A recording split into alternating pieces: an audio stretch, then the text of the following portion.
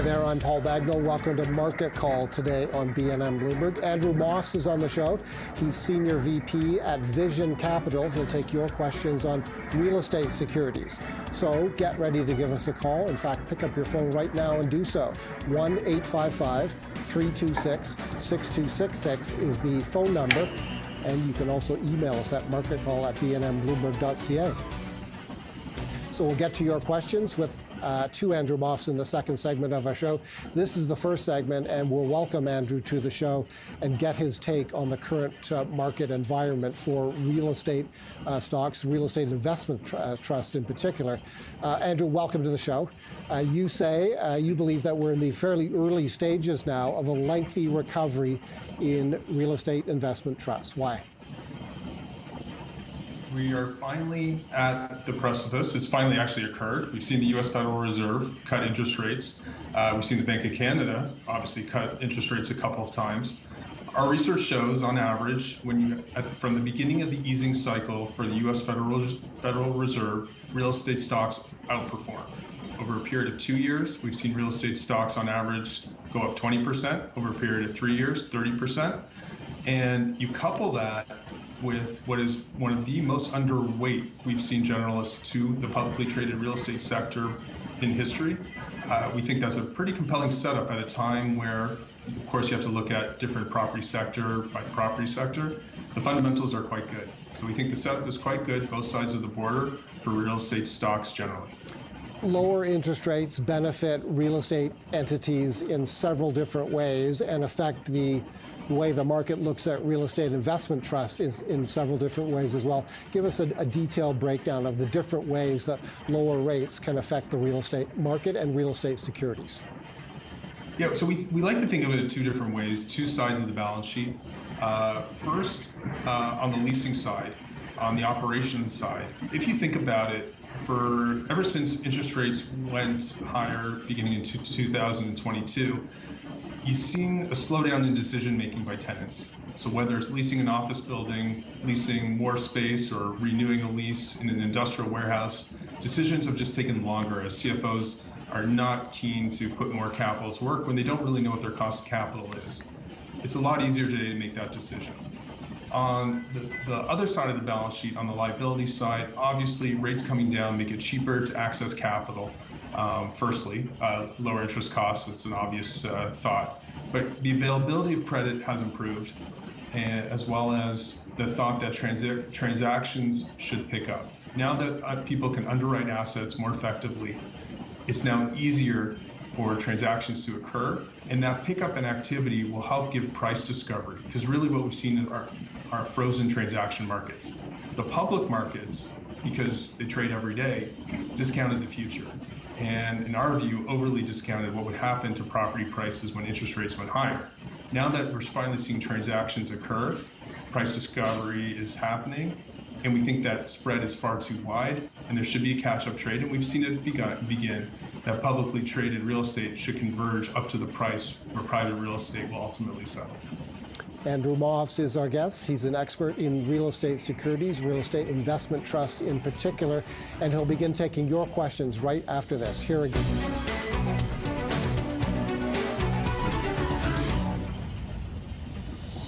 Welcome back. Jacob has written us an email. This email is to Andrew Moffs, our guest today. The subject is Northwest Healthcare Properties REIT, ticker symbol NWH.U or .UN on the TSX. I would like Andrew's opinion on Northwest Healthcare Properties REIT. Andrew. So Northwest Health is a REIT that owns healthcare facilities globally, portfolio in Canada, United States, Brazil, United Kingdom, and Australia and New Zealand. It's been a difficult stock to own over the past couple of years. Their balance sheet has really come under pressure, too much leverage, some currency issues, and management shakeup. There was a stabilization period earlier this year, end of last year, where management changed. They brought in a new CEO and had done a good job of setting the strategy of the REIT in terms of progress repairing their balance sheet. That said, there's lots left to do. And at the same time, to the market's surprise, that new CEO has announced that in mid-2025, he will be moving on from the REIT. So there's a lot of heavy lifting to be done here. Questionable at what values the REIT can achieve in terms of selling properties and repairing its balance sheet. It's a name for someone with high risk tolerance. And if you want to make that bet today, one can. We think there's more compelling risk-reward opportunities elsewhere. Okay, thanks for that question via email. Here comes one via the phones. Mike is in Toronto, and he's our first caller today. Mike, thanks a lot for calling. Hi, I'd like to ask about Storage Vault. It's come off quite a bit recently. Do you think it'd be a good buy at these levels? I know maybe with the mortgage rates going up, some people might need to downsize or possibly use a little more storage. What do you think? So Storage Vault is a stock we've definitely owned in the past. We were big supporters of this name. Today, the self-storage industry, generally speaking, both sides of the border, it's a much more difficult operating environment. I think you touched on it. One thing is the housing market. With less housing activity, self-storage is less needed. And as a result, pricing power has kind of been elusive for many of the operators. Storage Vault's done a great job of trying to operate through a tough environment. They typically operate in that 4 to 6% same property net operating income growth profile. But unfortunately today it's dipped down to the very low single digits. And so when you have that type of backdrop where the top line isn't growing as quickly as one would like, you have some more headwinds on the expense side as well as interest rate side, the growth rate is less compelling at the bottom line, and hence it's a lot more difficult to make the case to own the stock right now. If one has a more bullish outlook in terms of housing, that can be one of the catalysts to this stock. In the meantime, this stock has really suffered and has sold off for the first time in quite a while. And so I think at these levels, it's getting more interesting and compelling, and I think the company is taking advantage of that and buying back stock. So again, a bit of a risk reward here, but if you own it, you probably could continue to hold on to it and hope we get a bit of recovery in 2025. The market and analysts seem to have reacted negatively to the company's most recent results, which were issued just over a week ago on the 23rd. Desjardins, since then, cut the stock to hold.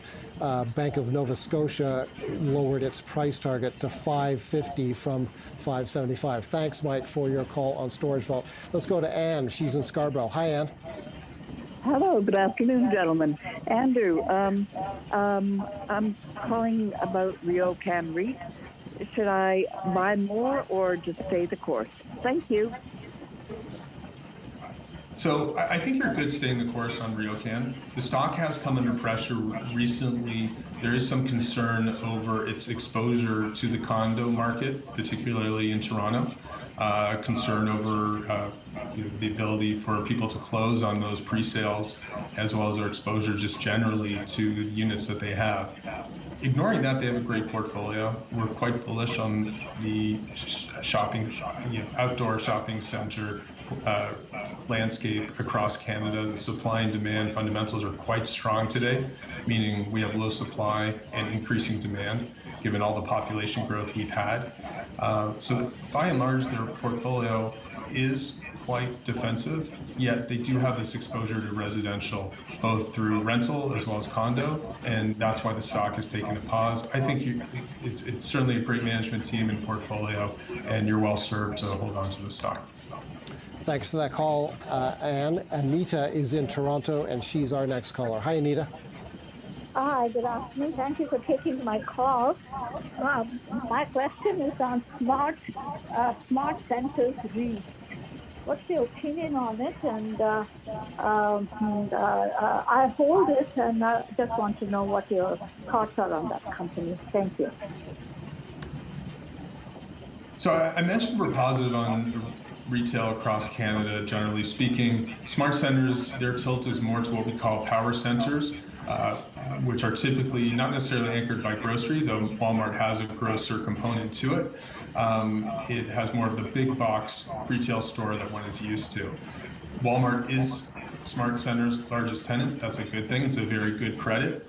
The opposite side of the spectrum is they don't pay a lot in terms of escalators on the rents. So if you're looking for an entity that will have growth over time, smart centers will have likely a lower growth profile than some other opportunities one can find in the retail world. And you don't have to look much further than their last quarter, where their same property net operating income growth was just 1.3%. So they have a very high occupancy rate in their portfolio, over 98%. So you're not going to get the growth via filling up any vacancy. So you really have to see, well, where can they renew leases that are expiring? And again, there it's only in the 5 to 6% range. So if you own this for yield. Their payout, previously they had not covered their distribution, but now have grown into that distribution. So they have more comfort there. And so not necessarily a name we look to first in the retail real estate sector. But if you own it, I think you'll continue to enjoy a consistent yield. That's Andrew Moffs. Thank you, Anita, for that question, by the way, on Smart Centers REIT. We will be back with Andrew Moffs right after this. He's at Vision Capital. He'll continue taking your question on real estate securities after this. The number to reach us at is 1-855-326-6266. The email address is marketcall@bnnbloomberg.ca.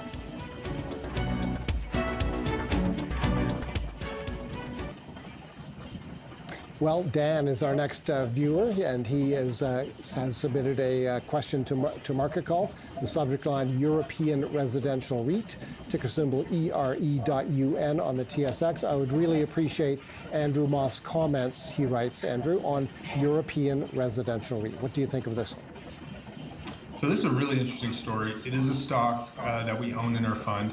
ERE, which we call it by the ticker, is a company that owns apartments in the Netherlands, being one of the largest owners of rental stock in the Netherlands, primarily in the Greater Amsterdam region. It's a REIT that was sponsored and created by CAPREIT and Canadian Apartment REIT, the largest residential landlord in Canada. And by all accounts, the stock is undervalued, and CAPREIT is looking at ways to close that gap and really monetize its investment. CAPREIT has decided it wants to focus exclusively on Canadian properties, and as a result, they want to find the best alternative for European residential. Making progress on that strategy, in September, they announced the disposition of almost half of the REIT's portfolio at 750 million euros, and they were able to sell it at values in line with their estimates of valuation, actually higher than their estimates of valuation. So we still see an opportunity to own a company with great fundamentals, going through really strategic alternatives, whereby they will be selling off either properties one by one or in portfolios and closing that gap between the private market value and the public market value. So I think you'll be rewarded in a buy and hold strategy here on ERES, such that perhaps whether it's 6 months, 18 months, the company won't exist, and you will get back your capital likely at a premium to where it's trading at today. Okay, thanks for that question. Let's go back to the phones. John is in London. Hi, John. Hi, Paul. Thanks, Andrew. I like REITs because they tend to provide a lower volatility, steady income stream with the potential for capital appreciation. In this market where I just see a twitchy market where investors are looking for the fly in the ointment in any report, earnings report. Allied Properties REIT, I own it. Should I add to it? How is it the next 2 to 5 years? Thank you. Yeah, so Allied REIT, 2 to 5 years will be interesting for sure. Allied Properties REIT is an owner of high-quality office buildings across Canada with a concentration in Toronto. Taking a step back, the office sector, as we all know, has suffered since the pandemic began, where work from home really took a lot of demand out of the market. At the same time, a lot of supply was coming to the market, and you now have an imbalance between demand and supply in office, generally speaking, in every office market across the country, in North America, and frankly, globally. If you look at Allied's portfolio, their occupancy rate has slipped all the way down to 85.6%. That's down 120 basis points year over year. It's the lowest level in 2 years. And that's despite them being very successful in leasing over 1.5 million square feet of office this year. They have another 1.6 million square feet set to expire in the balance of this year through next year. And they have to keep on executing on this leasing. At the same time, they need to reduce debt. They have quite high leverage today as they took on some properties from Westbank, which was a development partner of theirs. They were able to take on some high quality buildings, albeit at lower yields, and hence have to take on debt to fund it. And at this time, it's an execution story. So they've shown that they can lease space. That said, they have a lot of space to lease. At the same time, they have debt maturing in a very difficult office environment. All that culminated with, this quarter, you saw same store net operating income go down 3.1% and leverage go higher, and leasing spreads on renewals go down 6%. That's a very difficult headwind to overcome, and some are wondering if they can sustain the distribution through it. The REIT is committed to it, but the numbers would suggest they have a lot of asset sales they need to get through and face higher interest rates and do a lot of leasing in order for that to happen. So difficult to recommend buying it. Again, it's your risk reward tolerance. We think that setup is a very difficult one to overcome. Okay, thanks for that question. Dominic is in Montreal. Hi, Dominic. Yes, good morning, or good afternoon, and thanks for taking my call. I'm calling for Granite REIT. I'd like to have your insights based on valuation, if it's a good time to buy now, and how will this Granite REIT and other REITs be affected by the reduction in immigration levels? I imagine the reduction in immigration levels for residents, but also on the economy itself in the next 2 years. Yeah, so it's a really great question. What population growth, what the effect of a reduction in population growth can do to real estate generally. As it relates to Granite REIT specifically, it operates a diversified portfolio of industrial properties across Canada, the US, and Europe. So for the portion that's in Canada, some of that is leased to Magna, the auto parts maker, so that will not be affected. And then they have a high quality portfolio in the balance of Canada where you really have to think about consumption. And that is part of the appeal of industrial warehouse today, is that the goods that we buy that perhaps might have always been through brick and mortar are now coming online through the warehouse, and the warehouse is what is facilitating that, and Granite owns a great portfolio of those. The stock trades at a 10%, 12% discount, somewhere in there, to consensus net asset value estimates. We look at that as a 6.3% implied cap rate. That's the going in yield for the stock. That seems inexpensive. The issue with this stock, specifically with Granite, has been that it focuses on larger warehouses, meaning over 300,000 square feet. And that's a part of the market where there's more vacancy than others. During COVID, a lot of space was taken down. People thought they'd be selling patio furniture forever, and they needed large amounts of space. And so there's just too much supply right now at that end of the market, and Granite needs to just work through that in terms of the competition that they have for their space. I think it's interesting at this level. We certainly like the sector, so I'd continue to own Granite if you do. Okay, thanks for all of those questions. We're not finished yet by any stretch with questions to Andrew Moffs, but we will take a break, and when we come back, it'll be time to look at Andrew Moffs' past picks.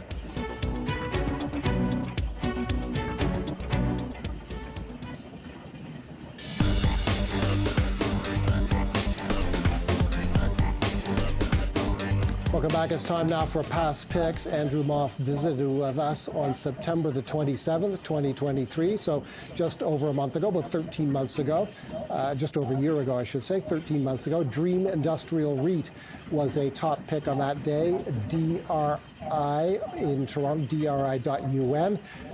There you see the numbers, a total return, which of course includes the distributions to unit holders, of 10% over that period of time. Andrew. Yeah, so Dream Industrial REIT, a name we continue to own in the fund. We actually think this is probably one of the most attractive industrial warehouse plays globally. So the previous caller was asking about Granite. We have more of our portfolio in Dream Industrial today. Why is that? It trades at such an attractive valuation. We think it's about 25 to 30% undervalued, meaning the gap between the public market price and the private market value of its assets.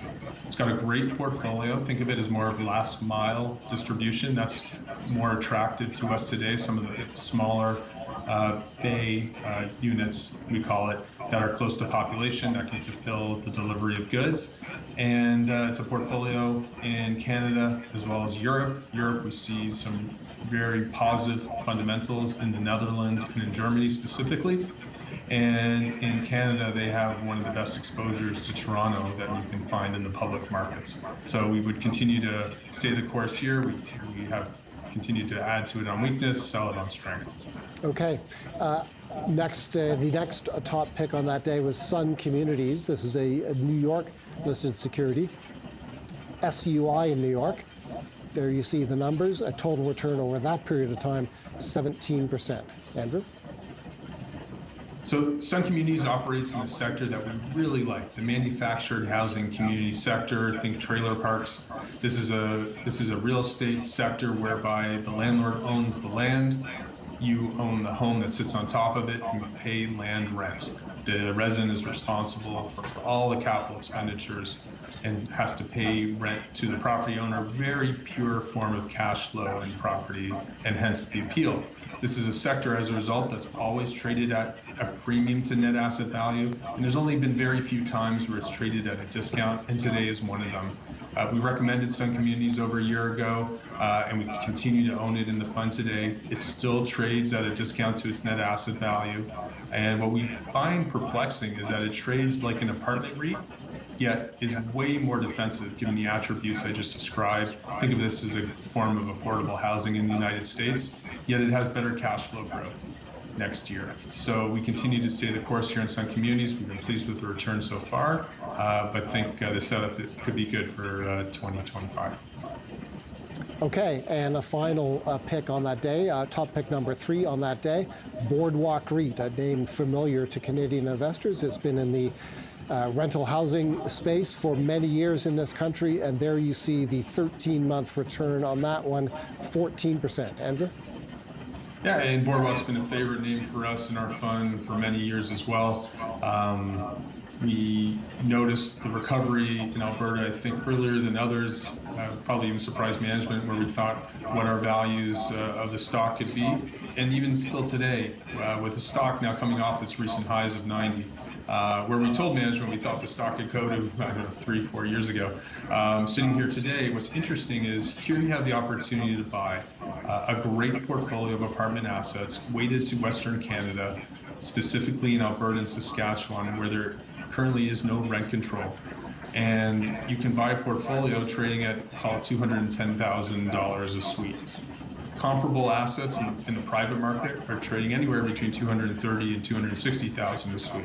That's the easy math for us. You're buying it near 20% discounts at a time where cash flow growth is growing in a compelling way. So we continue to own Boardwalk. We understand why it's pulled back recently with concerns over population growth next year in Canada, but we remind people, given interprovincial migration, Alberta continues to look like a winner as a place where people can find affordable housing.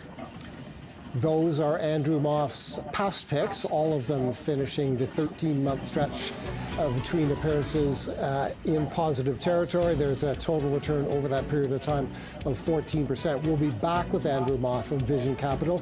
He'll resume taking your questions on real estate stocks right after this.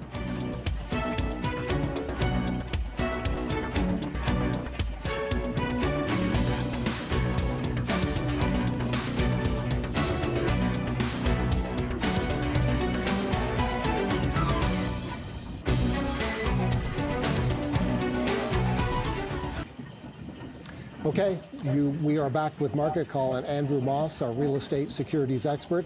Let's get back to questions. Saul is in Toronto. Saul, thanks a lot for calling. I know you've been waiting on the line for a while, so thanks for waiting as well. What's your question to Andrew? Are you still there, Saul? Okay, perhaps not. It was a long wait for Saul. Saul wanted to know, Andrew, about Cap REIT, Canadian Apartment REIT. What are your thoughts there? Yeah, so sitting here today, it's quite evident caution is warranted in the apartment market in Canada, generally speaking.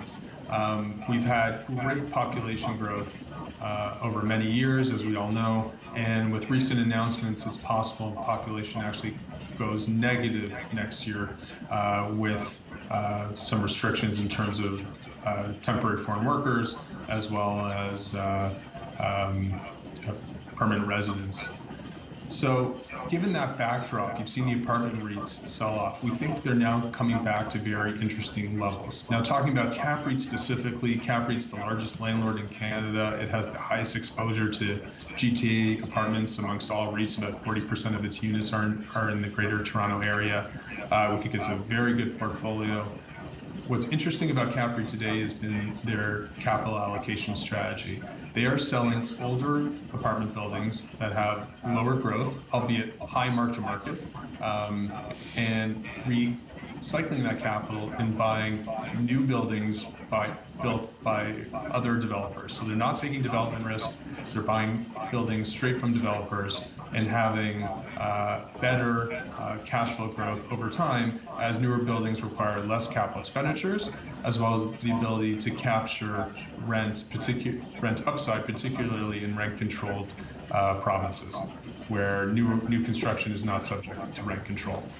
They will be sitting on a lot of cash soon when they close on the sale of their manufactured housing communities business. So I would look to them to be buying back stock probably in and around these levels. So that could provide some support to the stock.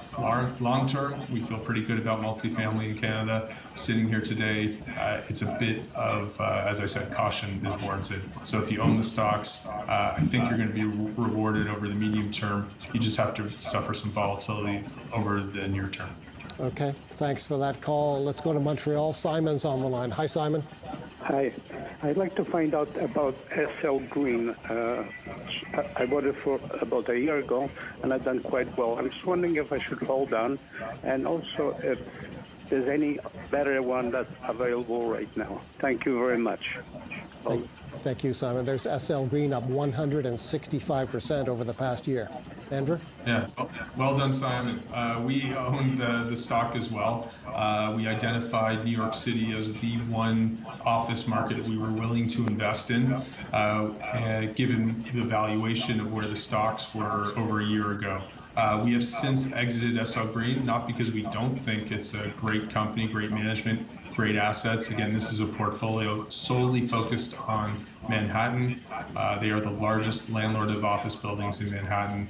Manhattan's enjoyed return to work as opposed to work from home greater than any other city, and continues to be a center of finance, influence, technology, etc. So sitting here today, however, we think the stock is now fully priced. Hence, we exited the stock as it's now trading above consensus estimates of net asset value. We still think there's some good growth ahead, but we see better opportunities elsewhere, and I'll be pleased to not steal my thunder and tell you about one of our top picks later in the show in this sector. Okay, there's something to look forward to, Simon. Thank you for your call, Simon. Let's go to Rose in Cambridge. Hi, Rose. Hello. Hi, Andrew. I've been waiting for you to come on because I have a question about Killam Properties. A guest of BNN recently shorted Killam, and that surprised me a little bit. I see the earnings aren't out until November the 6th. So I'm just wondering, what do you think of that short position? And I've listened to you in the past, and you've always regarded Killam positively and a solid company. Thanks, Andrew. Yeah, so pleased to share my thoughts on Killam. It is a name we now own in the fund today. We think it's traded to a level that's certainly more interesting than where it was, as you can see from the September peak. I'm not aware of the bet that the stock would go down, but I have to believe it had something to do with the market expectation of what immigration announcements would be.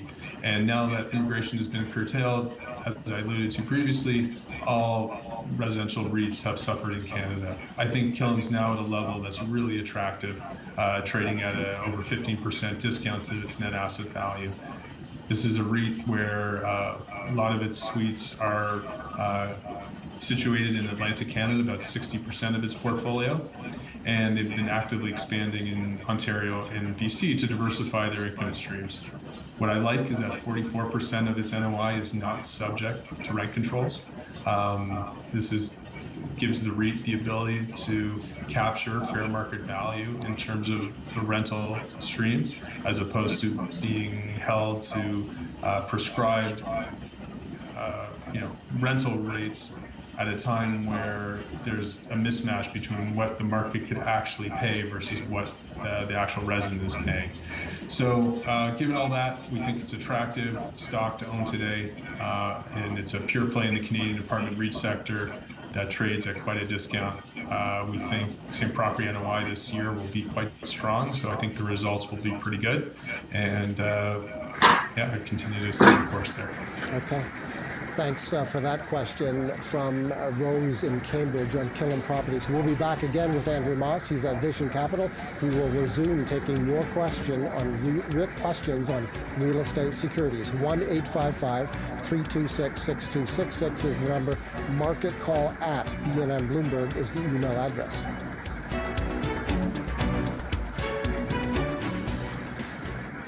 Okay, let's keep the questions coming to Andrew Moffs, our real estate expert. Coop is in Hamilton, and Coop is our next caller. Hi, Coop, and thank you for your call.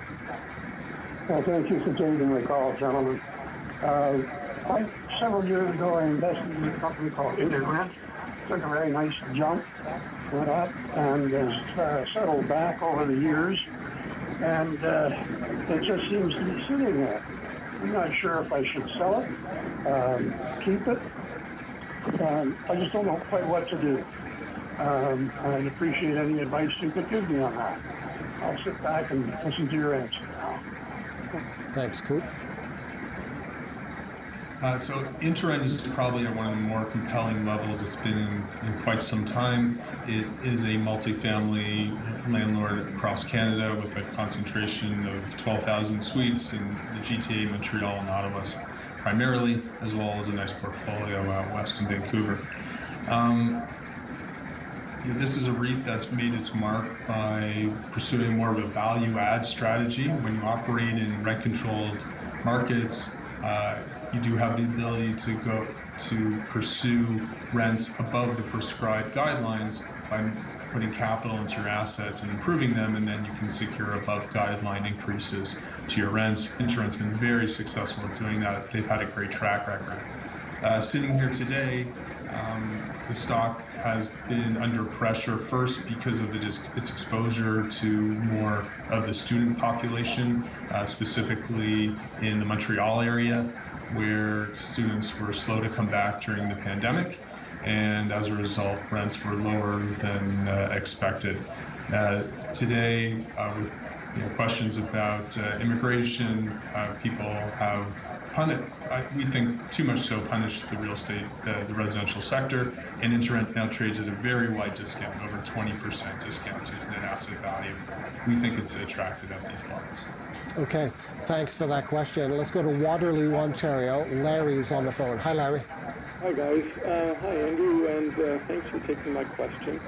I heard your comments earlier about allied property REITs, and I'd like to know what your thoughts are about green office REITs. Will this company turn things around in the near future, and do you see much of an upside in the position? And I'd love to hear your analysis. And lastly, I think you need to appear on BNN more often. That's very nice. Noted. Go ahead, Andrew. Dream Office REIT is the other publicly traded pure play in office in Canada. I'm not going to say too much different in terms of the operating environment for office. It is challenging, and it's not me speaking. You just have to look at the data, and you just have to listen to management teams. It's a lot of blocking and tackling. So what does that mean? You can have a very difficult office market, 20% vacancy, but if you operate at 10% vacancy, you're outperforming. Why? Because you're taking share from other landlords. You have to hope that Dream Office REIT can continue to do so. They have historically had what we call more of a Class B, B+ portfolio with some, assets in the more lower A category, up and down Bay Street in Toronto. And so it's a great node, great land value, but a lot of work has to be done on the leasing side. Dream Office themselves talked about concessions could double and retention rates could be cut in half in the next 5 years. What does that mean? You have to pay more to your tenants to lease space, and tenants leaving their space will more than double over the next 5 years. So a lot of work has to be done at a time where over a third of their portfolio, those leases are maturing. So again, you have to make that bet. Do you think the office environment is worth investing in today in Toronto? And then does this company have the assets that can compete? Do they have the capital to compete to lure tenants to their properties? And by and large, are they good operators? And so today, we're not ready to make a bet on the office market in Toronto, and so are not invested currently. On a related point, Andrew, is there any visibility on how long the work from home phenomena will affect the office sector? And do you see the office sector ever fully recovering? Yeah, so it's an interesting question because work from home, the stats immediately during COVID were you now have a 15% impairment permanently to office, meaning there's going to be that much space reduction because of work from home. It's very hard for us to opine and say that's the right number. It's very clear that people are using their office space differently, but it's also very clear that the office is necessary. And, Vision Capital, we're in the office 5 days a week. There are certain companies that have mandated a return to office, yet there are certain companies and governments that are very slow on that uptake. That has happened at the same time of new supply. So like any business, whether it's real estate or any other, it's about supply and demand.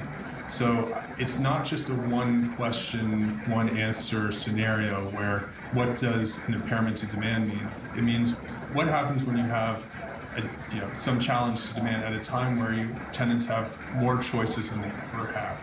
And so I think that is our biggest question mark. And we can still find certain cities where we think that imbalance is in the favor of landlords here and there, and Manhattan is one of them. We just don't think Toronto is one of those today. Okay. Let's get to another caller, Chris in Newmarket, Ontario. Chris, thanks a lot for calling, and thanks a lot for waiting on the line as we work through other questions. Yeah, no problem. I just wanted to get the outlook for Slate Grocery, the take on that, and the next 2 to 5 years on Slate Grocery REIT. Thanks a lot, Chris. So this is a quite small cap company, $600 million US dollar market cap, trading on the Toronto Stock Exchange, owning exclusively retail assets in the United States. We like the sector they operate in. That's the grocery anchored shopping center business. It's quite defensive. Slate's portfolio is typically in the southern US states and in secondary markets. This portfolio is not seeing the growth that its peers and other peers in the United States are enjoying. Same property NOI was negative in the last quarter, and their occupancy was down. And hence, if you looked at the portfolio over a longer term, you probably would have seen 1% growth versus relative to peers. If you want to be invested in the sector, I think there's other opportunities to find. Nothing wrong with this portfolio per se, but we typically look for higher growth vehicles to express our view on a positive real estate sector. Chris, thank you for your question on Slate Grocery REIT. That's all the time we have for questions today, but thank you to everybody who took the time to put a question in to Andrew Moffs. Don't go away just yet, however. Andrew Moffs shares his top picks right after this.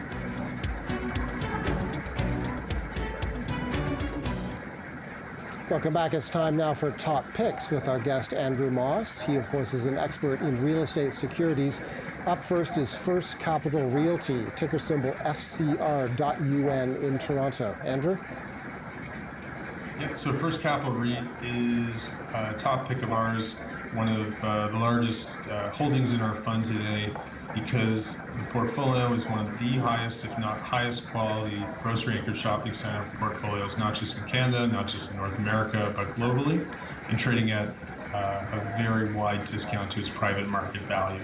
We think upwards of 25%. It owns 22 million square feet of defensive grocery-anchored real estate, necessity-based shopping centers just across Canada's major urban nodes, plus a further 23 million square feet of potential further development that's incremental to its existing retail base. When you look at the company, what management is doing, they have embarked on a three-year strategy where they're looking to increase net asset value and FFO per unit by more than 3% annually, while at the same time reducing leverage. How are they doing that? They're selling non-core properties. At the same time, they are getting entitlements on all that square footage of zoning future development that I described. So it's a bit of a flywheel where they continue to monetize some of those entitlements. As they get through the zoning process, they sell them, and then they go back to the well and further entitle, create value, and sell.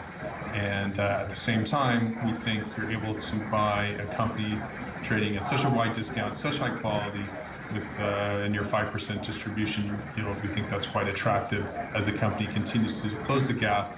This is a REIT that used to trade at quite a big premium. So we think it's warranted, the premium that is, and is on track to close that gap. Number two on this day, Chartwell Retirement Residences in the senior care space, CSH.UN on the TSX. Andrew.